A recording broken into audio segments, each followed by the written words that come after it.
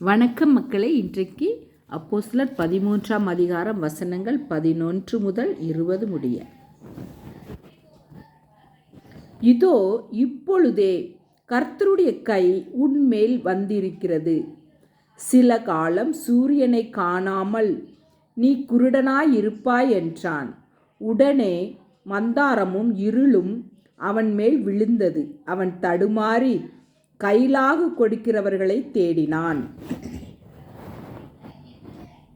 அப்பொழுது அதிபதி சம்பவித்ததைக் கண்டு கர்த்தருடைய உபதேசத்தை குறித்து அதிசயப்பட்டு விசுவாசித்தான்.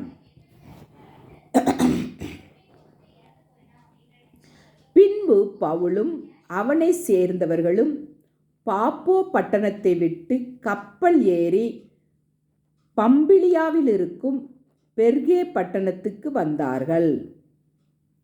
யோவான் அவர்களை விட்டு பிரிந்து எருசலேமுக்கு திரும்பி போனான்.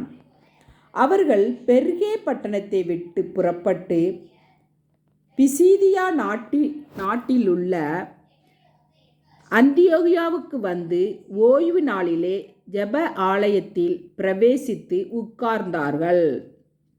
நியாயப்பிரமாணமும் தீர்க்க தரிசன ஆகமமும் வாசித்து முடிந்த பின்பு, சகோதரரே, நீங்கள் ஜனங்களுக்கு புத்தி சொல்ல விரும்பினால் சொல்லுங்கள் என்று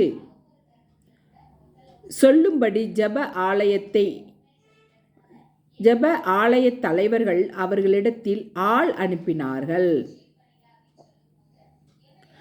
அப்பொழுது பவுல் எழுந்திருந்து கையமர்த்தி, இஸ்ரவேலரே, தேவனுக்கு பயந்து நடக்கிற சகல ஜனங்களை கேளுங்கள்.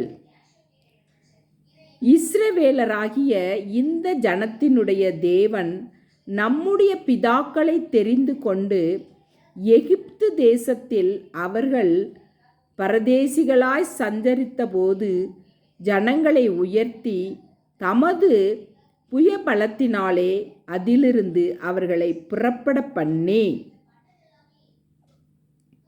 40 வருஷ காலமாய் வனாந்தரத்தில் அவர்களை ஆதரித்து கானான் தேசத்தில் 7 ஜாதிகளை அழித்து அவர்களுடைய தேசத்தை இவர்களுக்கு சுதந்திரமாக பங்கிட்டு கொடுத்து,